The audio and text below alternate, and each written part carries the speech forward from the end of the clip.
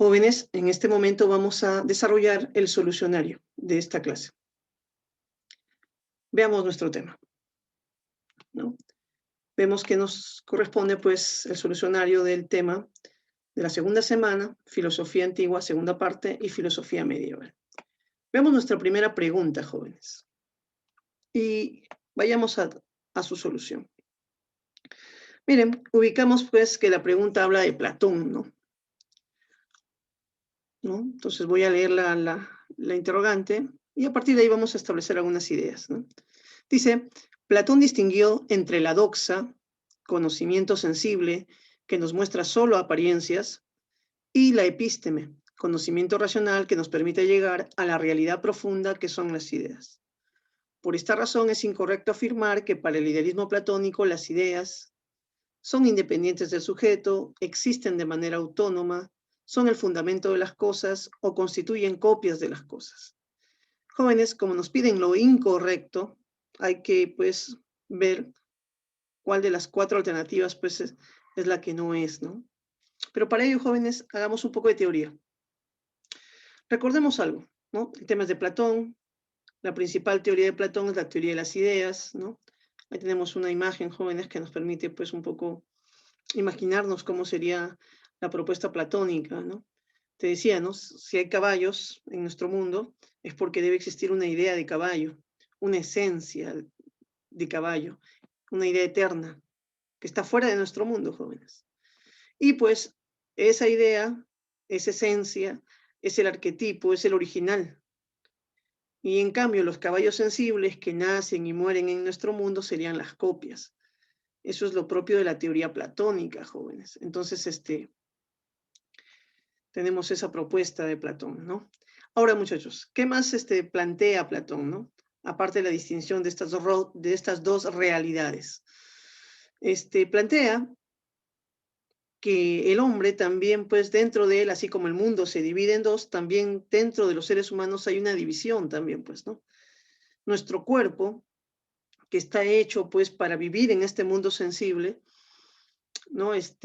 Nuestro cuerpo con nuestros sentidos, que están hechos para captar el mundo sensible y que son los que terminan generando lo que llamamos la doxa, ¿no?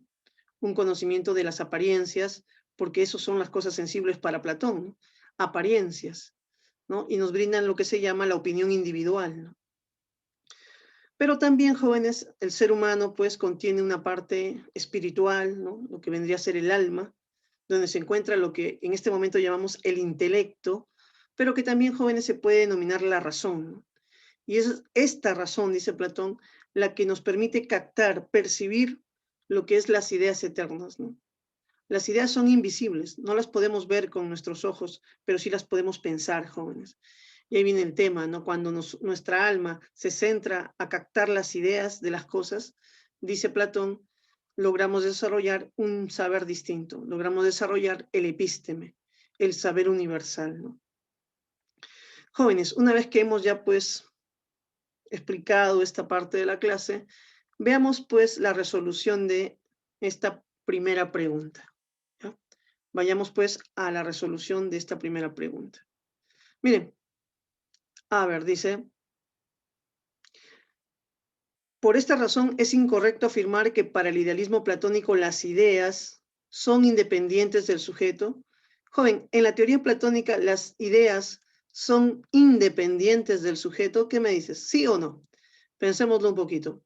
Mira, la respuesta es que sí, ¿no? Que sí, es verdad esto, ¿no? O sea, la A no sería la incorrecta, ¿no? Porque las ideas platónicas no son ideas subjetivas, no son ideas psicológicas, sino que son ideas que existen de manera objetiva fuera de nuestro mundo y fuera del sujeto, jóvenes. Entonces, pues, la alternativa A no sería la clave, no sería incorrecta, ¿no? Jóvenes, en la alternativa B dice, las ideas existen de manera autónoma. Jóvenes, y eso también es verdad, por eso la alternativa B tampoco sería la clave, ¿no? Porque las ideas de Platón, joven, son ideas objetivas, son ideas que existen por sí mismas y que por lo tanto tienen una autonomía, ¿no? Veamos pues la alternativa C. Dice, las ideas son el fundamento de las cosas Eso también es cierto, joven, porque recordemos que son las ideas, ¿no? Lo que dice Platón, las ideas son el arquetipo, la realidad, ¿no? El modelo original, ¿no? Y en cambio, las cosas sensibles vendrían a ser las copias de las cosas, ¿no? Y entonces, jóvenes, si analizamos ya la última alternativa, dice, constituyen copias de las cosas, las ideas constituyen copias de las cosas. Joven, ahí el enunciado, para ser correcto, tendría que ser al revés, ¿no? Las cosas constituyen copias de las ideas, no al revés, ¿no? Entonces, la alternativa que va a ser la incorrecta en esta pregunta, jóvenes, va a ser la D, ¿no? La D. Entonces, vamos a marcar ahí, jóvenes, clave D. Listo, jóvenes, ¿no? Entonces, ahí tenemos la resolución de la primera pregunta. Ya, capturamos un rato, a ver, y pasamos a la siguiente. Jóvenes, sigamos. Parece que continuamos con Platón. La siguiente pregunta también habla acerca de Platón. A ver, voy a leerla y luego, pues, jóvenes, analizamos las alternativas buscando la clave. Dice, las matemáticas fueron importantes para la formación del pensamiento platónico. Según Platón, los geómetras en sus reflexiones partían del estudio de, a ver, ya hemos hablado de esto un poco, jóvenes, dice, ideas que dependían de la mente humana, no, pues no. Ideas que surgían como copias de las cosas, tampoco. Esencias eternas que eran captadas racionalmente, eso podría ser la clave. Estructuras que solo existen en un mundo natural, no, no. Las ideas para Platón trascendían el mundo natural. Entonces, jóvenes, veamos un poco la solución, cómo sería, ¿no? Tenemos que este tema también es un tema sobre Platón. Jóvenes, la idea de círculo, ya que estamos hablando de geometría, las copias de círculo, ¿no? Joven, que yo pueda dibujar en la pizarra un círculo, que haya círculos en este mundo, Platón diría, bueno, eso es posible porque existe una idea de círculo, ¿no? La idea de círculo es eterna, la idea de círculo es perfecta, es una esencia que nunca cambia. En cambio, las copias de los círculos pues son imperfectas, son temporales, pueden desaparecer, ¿no? Ahora, ¿cómo conocemos las copias, las ideas, las copias, los círculos que son copias de la idea, ¿no? Jóvenes, eso se puede captar por los sentidos, ¿no? Diría Platón. En cambio, la idea de círculo solo puede ser captada por la razón, por el intelecto, por nuestra alma. En ese sentido, jóvenes, pues la clave vendría a ser, pues, la letra C, ¿verdad? Esencias eternas, ¿no? Que eran captadas racionalmente, ¿no? Un geómetra, por eso, jóvenes, la geometría no es una ciencia, pues, que estudie el mundo natural, ¿no? Sino la geometría sería una especie de ciencia que estudia las ideas, ¿no? Las esencias eternas, ¿no? Intemporales también, ¿no? Recordemos que las figuras geométricas no se ubican en un tiempo. Listo, muchachos. Entonces, con ello también hemos ya explicado la pregunta número 2, con lo cual, pues, jóvenes, dejamos unos segundos a ver para que capturen, como siempre lo hacemos. Y bueno, ahora ya pasaríamos, pues, a resolver la pregunta número 3, ¿no? Número 3. A ver, muchachos, ¿no? La pregunta número 3, ¿no? Tenemos ahí, jóvenes, un texto de Aristóteles ahora. Jóvenes, entonces, yendo con Aristóteles, voy a leer la pregunta y vamos a continuar. No porque creamos que tú eres blanco en efecto, sino porque eres en efecto blanco. Y al decir nosotros que lo eres, decimos la verdad. Se infiere que para el autor la verdad se define como correspondencia con la realidad, tergiversación de lo que existe, ausencia de contradicciones y creencia independiente de lo real. Jóvenes, creo que ya tenemos todos nuestra clave ahí, ¿no? Pero vamos a ver, a teorizar un poco sobre la teoría aristotélica, ¿no? De la verdad, ¿no? ¿No? En este caso, jóvenes, recordar que Aristóteles, pues, se lo ha incluido dentro de los autores que defienden la noción de la verdad como correspondencia, ¿no? Entonces, esa es una idea que lleva ya la alternativa A, ¿verdad? Como una clave posible. Pero vamos a explicar qué es la correspondencia para que se pueda, pues, entender este tema con con claridad y con precisión, con rigor. Jóvenes, veamos esta cita de Aristóteles. Él dice, ¿no? Decir de lo que es, y de lo que no es, eso es lo verdadero, ¿no? Jóvenes, entonces, analizar esta frase es descubrir justamente la teoría de la correspondencia de Aristóteles. Decir de lo que es, justo quería poner énfasis ahí, ¿no? Cuando digo de lo que es, en esa expresión que acabo de subrayar, jóvenes, estoy haciendo referencia a la realidad, ¿sí o no? De lo que es decir, de la realidad. Y de lo que no es, joven, de lo que no sucede en la realidad también, ¿no? Entonces, cuando yo digo de lo que es decir, de la realidad, que es, dice, ¿no? Ahí, jóvenes, al decir algo ya estoy lanzando un enunciado, una expresión, ¿no? Entonces, si mi enunciado habla acerca de la realidad, ¿no? ¿No? Si algo es y digo que es, ¿no? Dice, ¿no? O si algo no es y digo que no es, joven, mi enunciado concuerda con la realidad, ¿sí? Eso es lo verdadero. Entonces, ahí encontramos, jóvenes, la concordancia, pues, ¿no? La concordancia. ¿Qué es la verdad para Aristóteles, entonces? Es la concordancia entre el enunciado, ¿no? La idea que tenemos y la realidad. Cuando esta concuerda, cuando esta, pues, ¿qué podríamos decir? Corresponde, ¿no? A la realidad, jóvenes, es verdadero el enunciado, ¿no? Entonces, a partir de esto, jóvenes, ya vayamos al ejemplo particular, al caso particular, y a la clave creo que ya está dada, así que no habría mayor problema, creo, ¿no? Ya la mayoría de nosotros conocemos cuál sería la respuesta. La verdad como correspondencia, imagínate acá, dice, ¿no? Decir que eres blanco, le dice, es verdad porque eres blanco.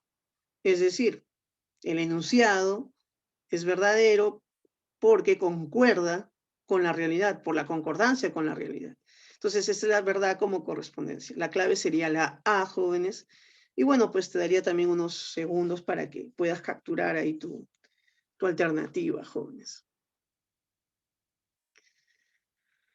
Listo, muchachos, entonces continuemos con nuestra clase, jóvenes, vayamos avanzando, estamos de manera adecuada, creo, sacando adelante ya esta clase, ¿no? Tenemos ya algunos minutos ganados, jóvenes. Vayamos avanzando, ya vayamos avanzando. Pregunta 4. Listo, muchachos, ¿no? Entonces, en la pregunta 4 nos dice, a ver, la leo. Heráclito pensó el cambio como el paso de un contrario a otro, el paso de lo caliente a lo frío, que sería explicado por la oposición y lucha de contrarios. Para explicar este proceso particular de cambio, Aristóteles sostendría que, ¿no? Entonces nos están interrogando, nos están consultando sobre la propuesta del cambio en Aristóteles, ¿no? Ese es el tema. Jóvenes, ahí podríamos ver, dice Aristóteles sostendría que, a ver, leo las alternativas, el paso de lo caliente a lo frío solo es una apariencia mostrada por nuestros sentidos. El paso de lo caliente a lo frío es producto de la imperfección de las cosas sensibles. Lo caliente contiene en potencia a lo frío, es por ello que las cosas calientes tienden a enfriarse. Y dado, la razón nos muestra que es imposible que lo caliente se convierta en algo frío. Jóvenes, es interesante este tema porque plantea ciertas ideas de otros filósofos que podemos encontrar ahí, ¿no? A ver acá, muchachos. Entonces, vayamos, antes de resolver la pregunta, teorizando un poco, ¿no? Planteando algunas ideas de la propuesta aristotélica para poder llegar, pues, luego a la solución de esta pregunta, que creo que también todos nosotros hemos marcado adecuadamente, ¿no? La gran mayoría. Creo que hay una palabra ahí que define el tema, ¿no? Pero ya lo vamos a resolver en su momento. Jóvenes, entonces, ¿qué encontramos? La propuesta aristotélica acerca del cambio, ¿no? Entonces, para entender, jóvenes, un poco la teoría del cambio de Aristóteles, tenemos que recordar que esta teoría está ligada principalmente a la teoría del hilemorfismo. ¿Qué dice la teoría del hilemorfismo? La teoría del hilemorfismo nos dice, jóvenes, que toda sustancia que existe en nuestro mundo está compuesta de dos elementos, la materia y la forma, ¿no? La forma y la materia, ¿no? Ahí tenemos una silla, por ejemplo, en esa silla hay forma, ¿no? La forma sería, por ejemplo, el diseño, ¿no? De un mueble individual con asiento, ¿no? Donde la gente se pueda sentar, eso sería la forma de la silla, lo que le da su esencia a la silla. Joven, también tenemos que es una silla pues de madera, y eso sería la materia, ¿no? La materia sería la madera de la que está hecha esa silla, jóvenes. Jóvenes, entonces, estos conceptos no son conceptos pues del cambio, pero estos conceptos son la base para entender lo que es el cambio en Aristóteles, joven. Sin estos conceptos no es posible. Vamos ahora sí a hablar de los conceptos que hacen posible el cambio según Aristóteles.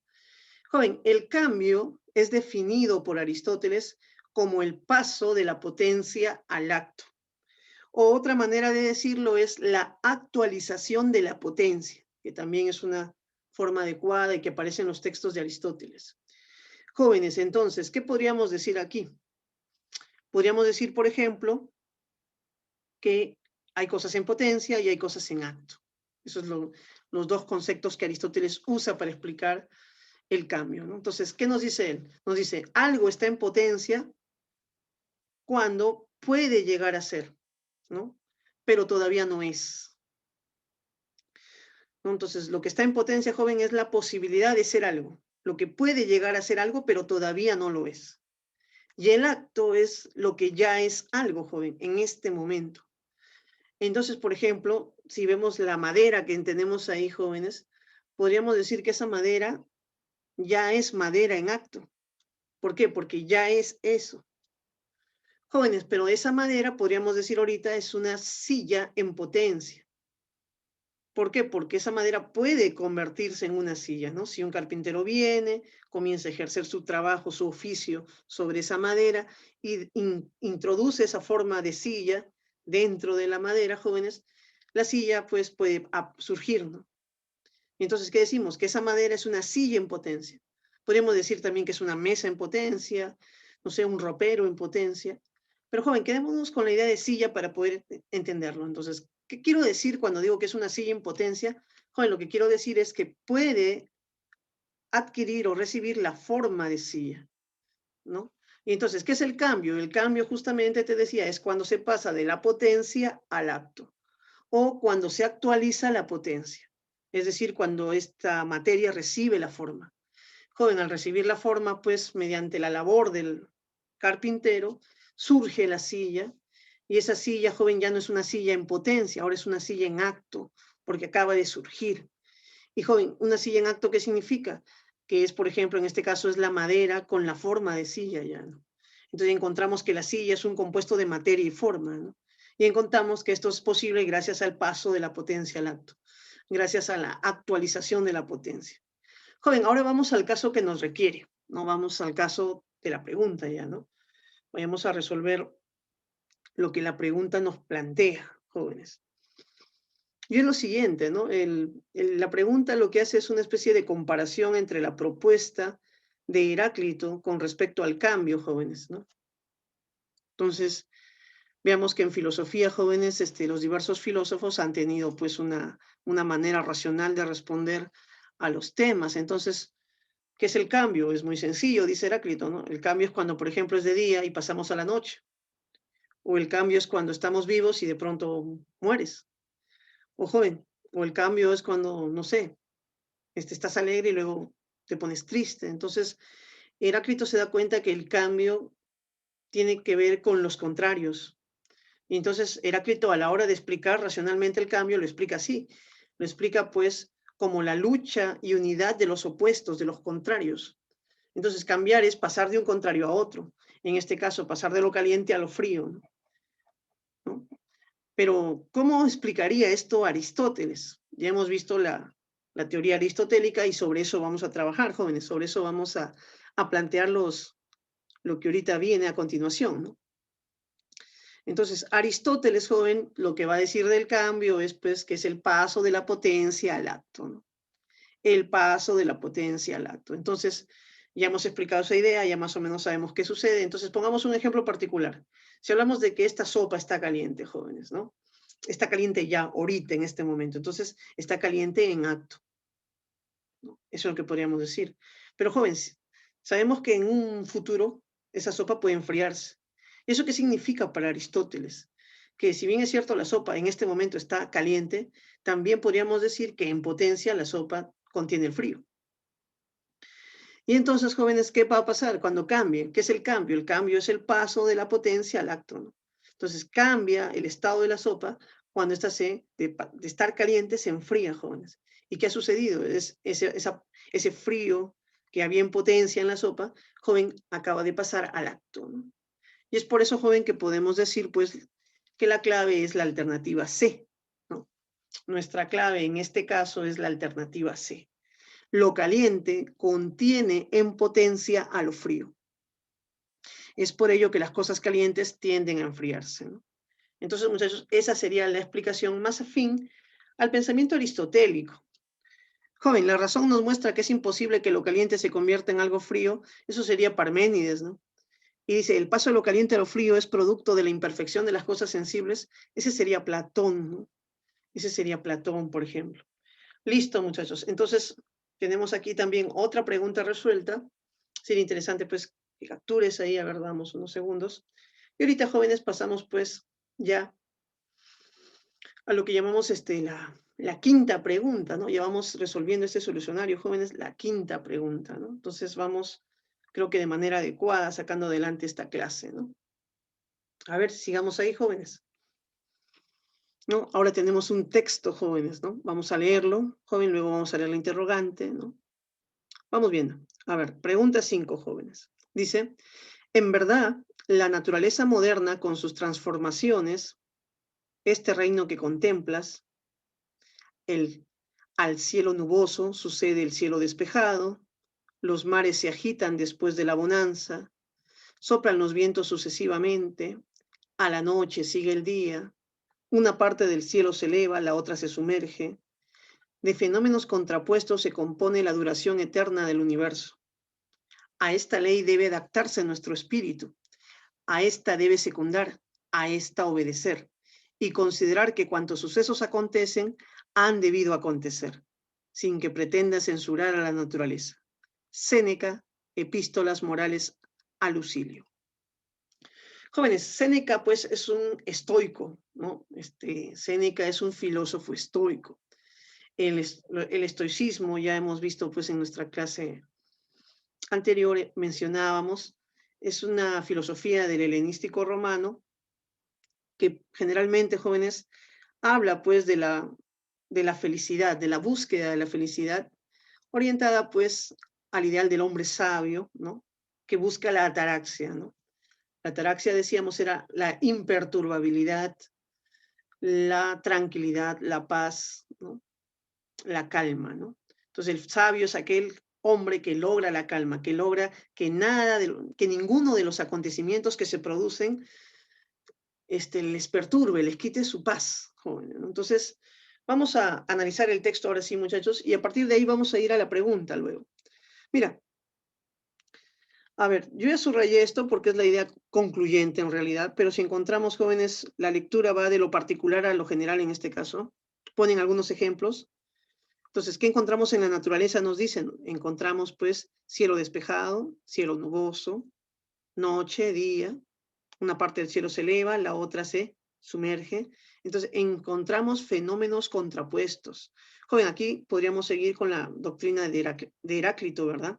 Entonces, voy a poner eso, ¿no? El cambio en la naturaleza se compone de fenómenos contrapuestos, de opuestos, podríamos decir nada más. Y aquí percibimos la influencia de Heráclito en los estoicos, ¿no? Joven, otra tesis que también plantea el texto, y es muy breve, dice, a esta ley debe adaptarse a nuestro espíritu, a esta debe secundar, a esta obedecer. Joven, todo eso podemos reducirlo pues a esa primera parte, ¿no? Esa primera parte, a esta ley debe adaptarse a nuestro espíritu. O sea, el hombre debe adaptarse a la ley de la naturaleza, nos están diciendo los estoicos. Joven, ese es el famoso lema de los estoicos, vive conforme a la naturaleza. Jóvenes, ¿y cuál era la idea? De que la naturaleza, pues, es el universo, ¿no? Y el universo para los estoicos era racional. Entonces, vivir conforme a la naturaleza racional implicaba que el hombre se adapte a los acontecimientos debido a su carácter racional, ¿no? Y también vivir conforme a la naturaleza, ya en otro sentido, significaba, joven, vivir según el carácter racional del ser humano, porque vivir conforme a la naturaleza humana es vivir conforme a la razón. Listo, muchachos. Entonces, ¿qué más plantea el texto? Para ir terminando. Considerar que cuantos sucesos acontecen han debido acontecer, sin pretender censurar la naturaleza. Jóvenes, ¿a qué denominamos con eso de censurar a la naturaleza, no?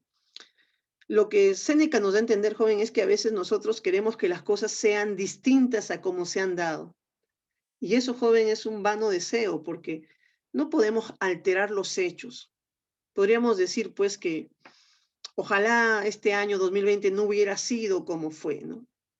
O el año pasado, ¿no? 2020, no hubiera sido como fue. Pero sucedió así, con pandemia, recluidos en nuestras casas, con crisis económica, con crisis sanitaria, con crisis política, jóvenes.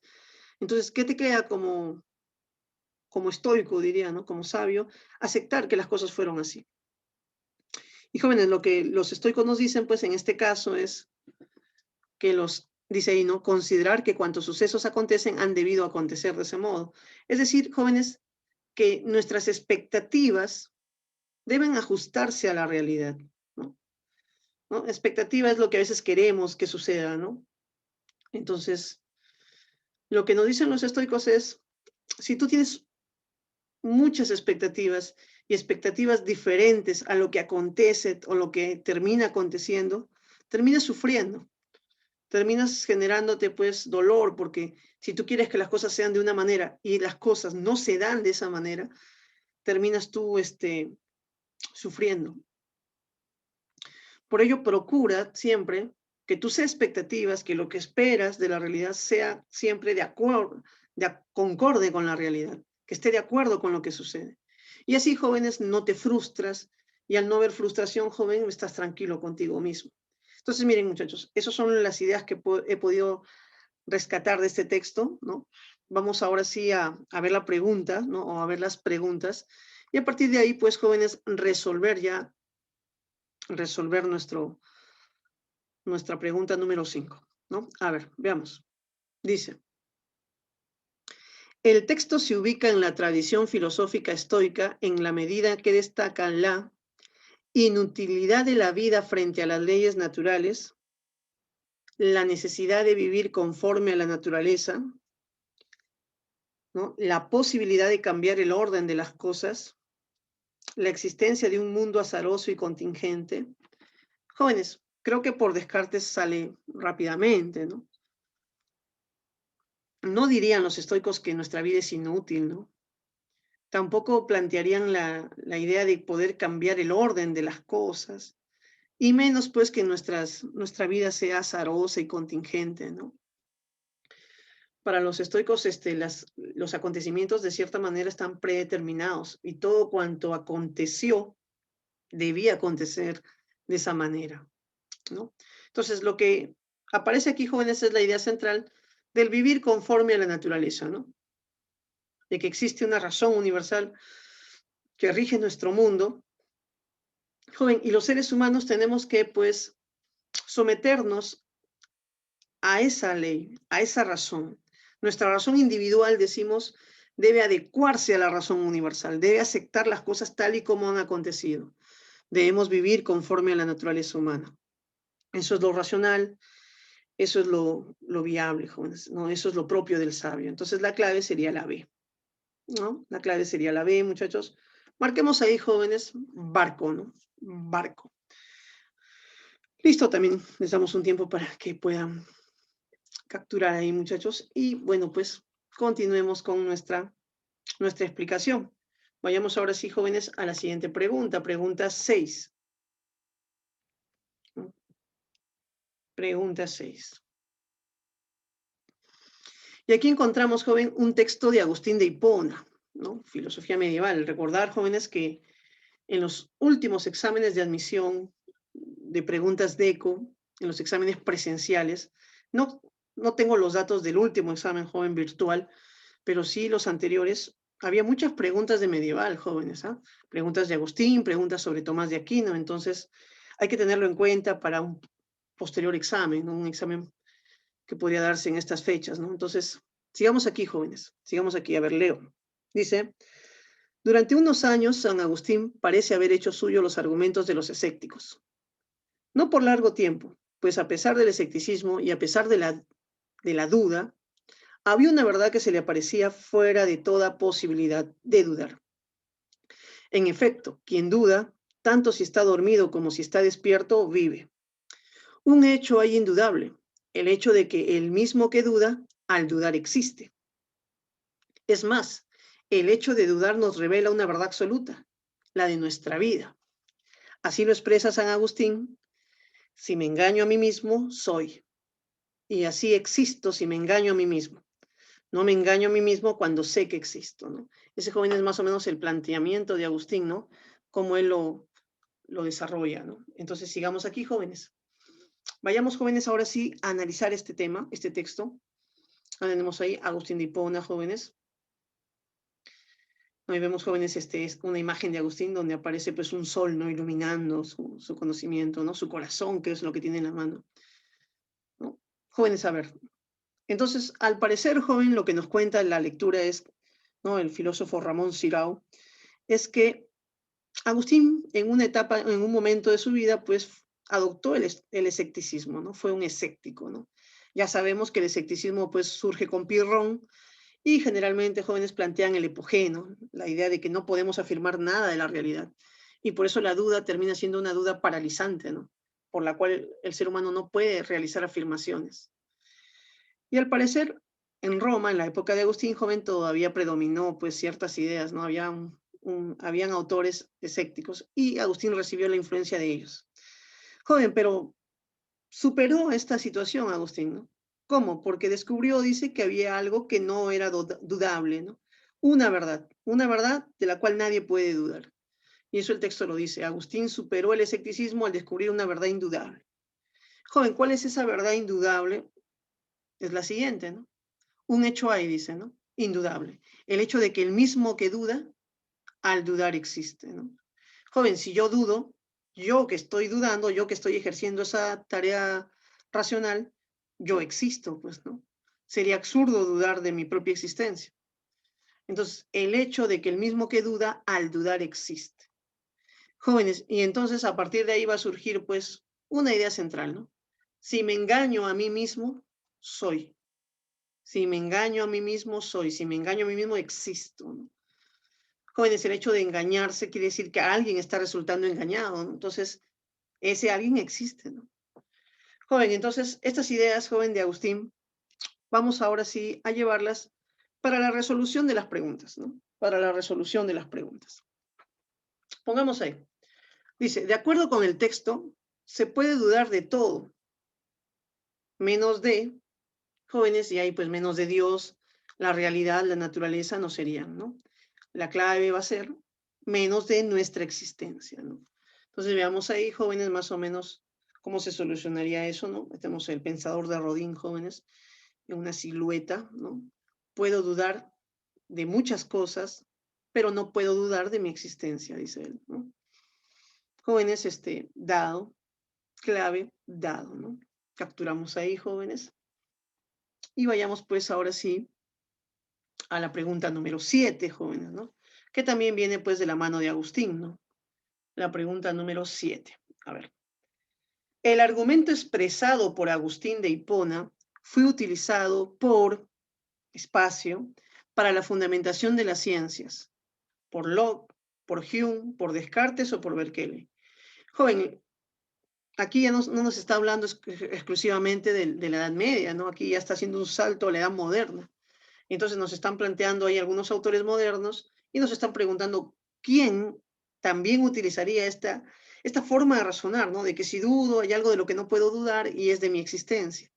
Joven, y todos nosotros pues creo que ya tenemos la respuesta, ¿no?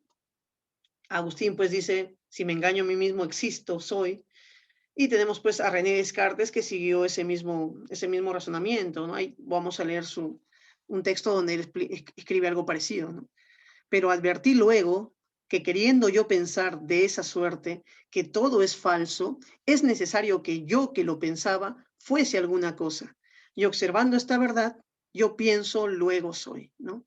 Entonces descubrió que si piensa, si duda, existe, ¿no? Y no es que lo haya descubierto, sino que tomó la idea, obviamente, de Agustín de Hipona, ¿no? Y jóvenes, pues, la clave, según esta diapositiva, sería la B, ¿no? La B, Descartes, ¿no? Capturamos ahí, muchachos, ¿no? Sí, estamos ahorita desde la Academia de Rafael, ¿no? Transmitiendo, muchachos, el solucionario, ¿no? Sigamos aquí, jóvenes. Vayamos a la última pregunta ya, ¿no? Por un tema, ¿no? De tiempo, vamos a pasar luego también quizás algunas preguntas de domiciliarias y luego el solucionario, jóvenes. Y con eso ya concluiríamos esta clase. ¿Ya?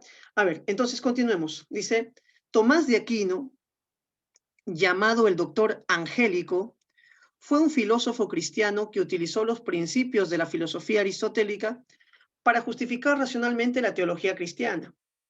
Dentro de su filosofía, ¿no? Defendió la idea de que el concepto de verdad debe ser entendido como, ¿no? Debe ser entendido como, jóvenes, y ahí viene el tema, muchachos, ¿no?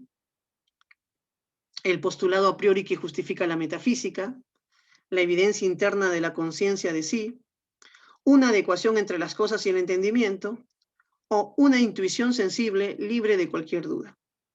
Listo, muchachos. Esta pregunta, mira, no es una pregunta acerca de las vías ni de la teología de Tomás, sino una pregunta relacionada con el aspecto nociológico, ¿no? Con la teoría del conocimiento de Tomás de Aquino. Entonces vamos a intentar situarnos ahí en su planteamiento. Tenemos una imagen de Tomás. Joven, obviamente hay una influencia aristotélica en Tomás de Aquino.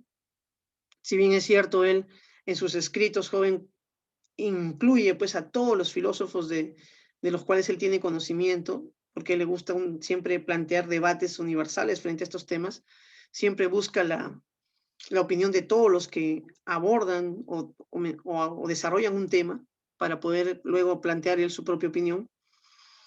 Jóvenes, y entonces lo que podemos decir es que, si bien es cierto, Tomás de Aquino recibe la influencia aristotélica, Tomás de Aquino lo que hace es adaptar, ¿no? Adoptar y luego adaptar la filosofía aristotélica, pues, a la religión cristiana, ¿no?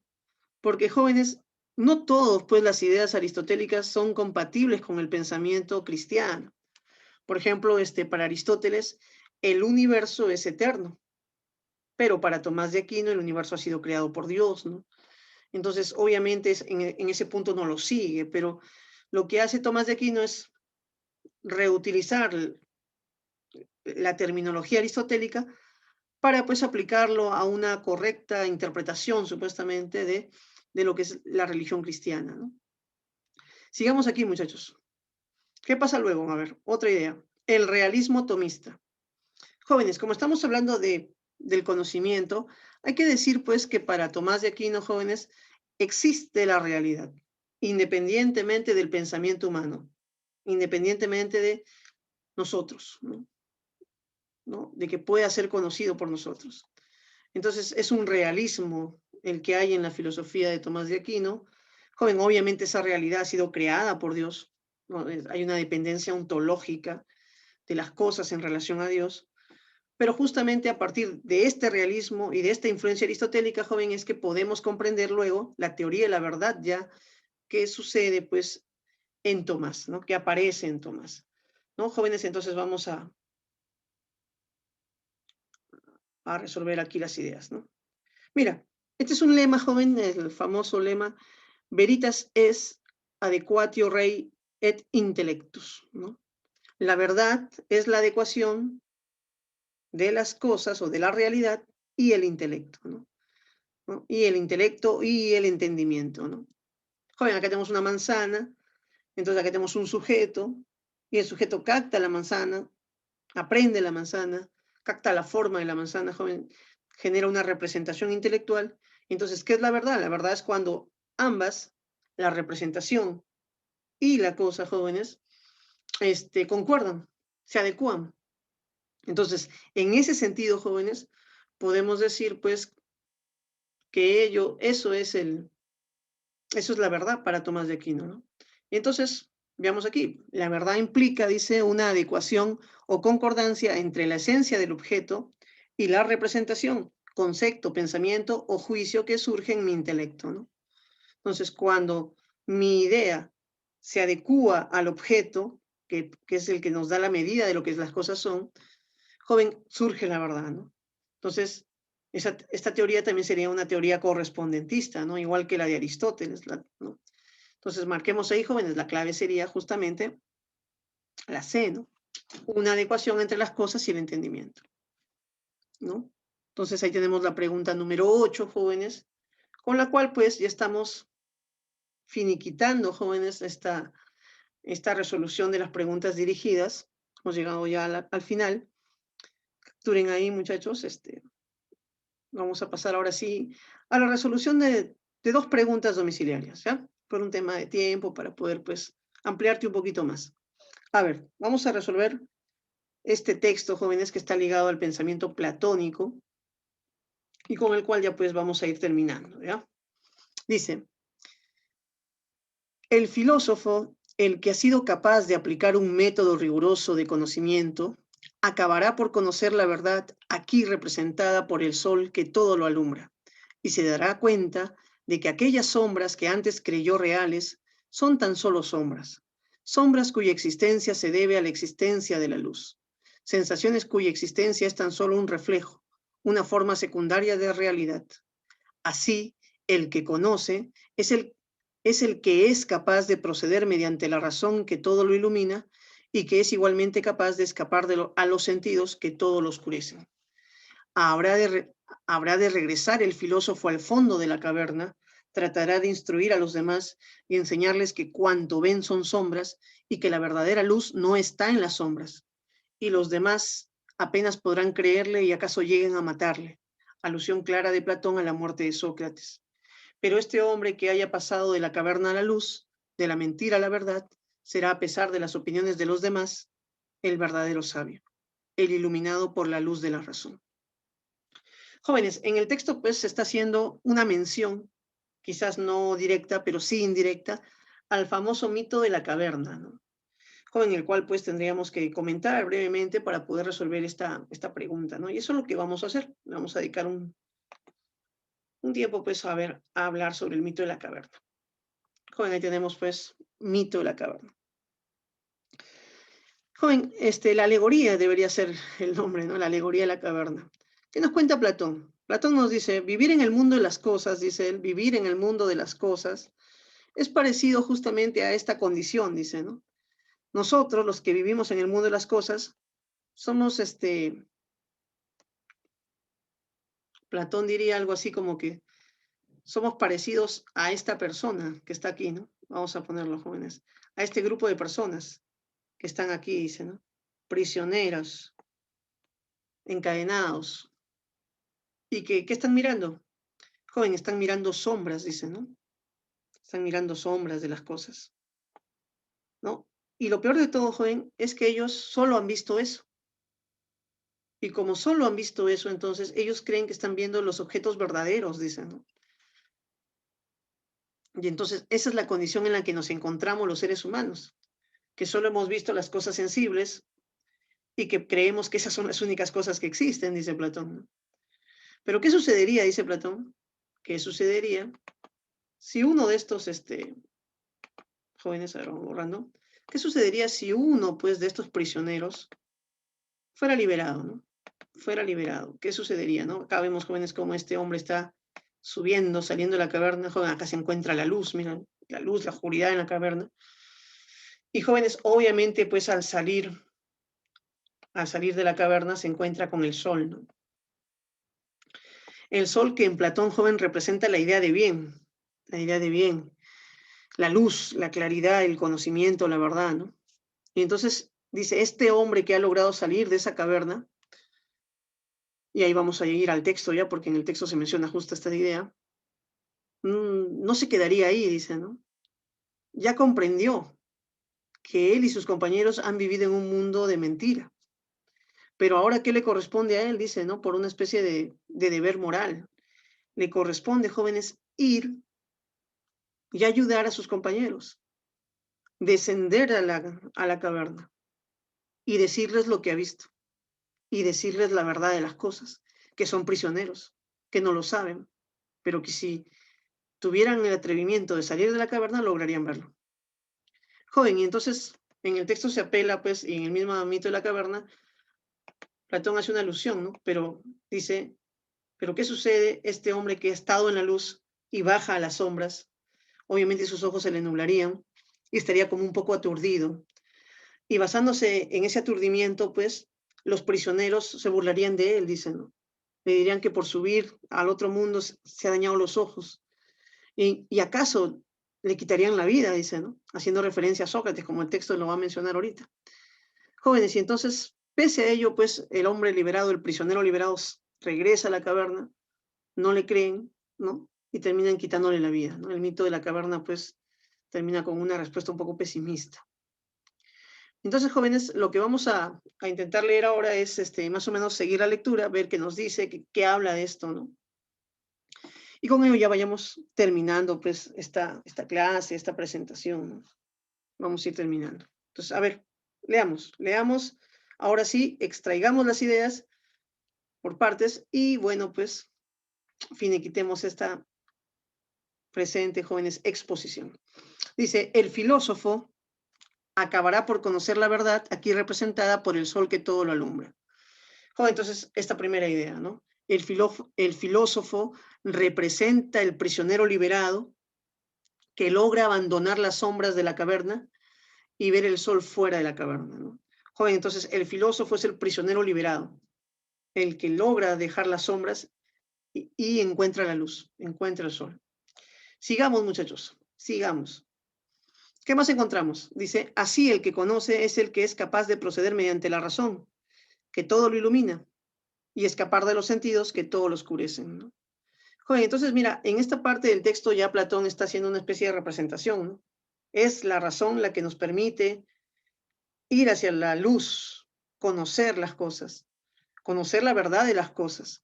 En cambio, los sentidos no nos muestran la verdad de las cosas. Los sentidos nos muestran pues las apariencias, las sombras, por eso, ¿no? Y oscurecen lo que debería estar claro, ¿no? Entonces, joven, lo que nos está diciendo aquí Platón es que justamente solo a través de la razón podemos captar la verdadera realidad. Y si nos dejamos llevar por los sentidos, nunca vamos a ver pues esta realidad. Sigamos. Aquí habla ya del regreso del filósofo. Habrá de regresar el filósofo al fondo de la caverna, tratará de instruir a los demás, enseñarles que cuanto ven son sombras y que no es la verdadera luz, pero jóvenes no le van a creer, dice, y quizás lleguen a matarle, ¿no? Quizás lleguen a matarle. Joven, entonces aquí Platón hace referencia al tema del regresar, ¿no? Joven, el regresar a la caverna, justamente, algunos autores lo interpretan como la tarea política del filósofo, ¿no? O sea, el filósofo es el hombre que tiene que liberarse a sí mismo y que una vez que lo ha hecho, pues tiene el deber de liberar a los demás. El deber político, la tarea de sacar de la ignorancia a los demás. Joven, entonces el mito de la caverna tiene pues interpretaciones éticas también, ¿no? Políticas, ¿no? En ese sentido. Por último, muchachos, este hombre dice que haya pasado de la caverna, algunos de la caverna a la luz, de la mentira a la verdad, a pesar de que los hombres que están bajo la caverna no le crean, a pesar de que consideren que es quizás un tonto, ¿no? Por decir lo que dice, jóvenes, es el hombre sabio, es el verdadero hombre sabio, es el que ve las cosas con claridad, ¿no? Entonces, el prisionero liberado, pese a la opinión de los otros, es el verdadero sabio, iluminado por la luz de la razón. Jóvenes, entonces ya hemos visto el llamado mito de la caverna, ¿no? Ya lo hemos ido analizando en algunas partes. Y ahora sí, jóvenes, vamos a proceder pues a la resolución de las preguntas, ¿ya? Con esto ya vamos terminando nuestro tema. A ver, dice, de acuerdo con el texto, la dependencia ontológica de las cosas con respecto a las ideas se expresa en, jóvenes, a ver, veamos aquí, la analogía de la luz y las sombras, la relación entre la razón y los sentidos, el intento de liberación de los demás, la capacidad de la razón para liberarnos, joven. Joven, la dependencia ontológica del mito de la caverna es esta, ¿no? Cuando hablamos de dependencia ontológica es que Son las ideas las que hacen posible la existencia de las cosas. En otras palabras, las cosas necesitan, dependen de las ideas para existir. Entonces, joven, esta dependencia ontológica se expresa, decimos, en la analogía de la luz y las sombras, porque así como las cosas necesitan de las ideas para existir, las sombras necesitan de la luz para existir, jóvenes. Entonces, la clave en esta pregunta, jóvenes, sería la alternativa A. Marquen ahí, muchachos. Alternativa A. Listo. Por último, jóvenes, en la pregunta ya número 2, en la pregunta número 2, ¿no? Estaríamos viendo otro tema, dice. De acuerdo con el texto, en un nivel nociológico podríamos decir que la luz simboliza el conocimiento, las cosas sensibles, la servidumbre, la ignorancia. ¿Ya? Entonces vamos a resolver esta pregunta, jóvenes. Sigamos, miren por ahí. Tenemos aquí ya la clave sería A, el conocimiento. Veamos aquí la solución, jóvenes. Miren, en el mito de la caverna, joven, la luz viene a simbolizar el conocimiento, ¿no? El conocimiento ya de las ideas, el verdadero conocimiento, ¿no? El hombre que sale de la caverna es como que ya logró ver las ideas, tiene el conocimiento verdadero de las cosas. Joven, en cambio, el hombre que está dentro de la caverna, al ver pues con una luz tenue, al ver con la oscuridad en sus ojos casi siempre, pues termina simbolizando lo que llamamos la ignorancia, ¿no? En ese sentido, la alternativa pues sería la A, como bien apareció ya de antemano, muchachos, ¿no? De antemano. Entonces, jóvenes, es así que hemos llegado pues al final de nuestra exposición, jóvenes, ¿ya? Hemos elegido ahí un par de preguntas de las domiciliarias y, jóvenes, con las demás vamos a hacer lo siguiente. Vamos a hacer lo siguiente, vamos a ver ahí las claves de las domiciliarias, ¿no? Esas son las claves, jóvenes. Y bueno, pues conmigo sería hasta una próxima oportunidad, jóvenes. Espero pues te haya servido la clase el día de hoy. El solucionario ya ha estado claro y pues ya nos estaremos viendo en una próxima oportunidad. Nos vemos. Cuídate.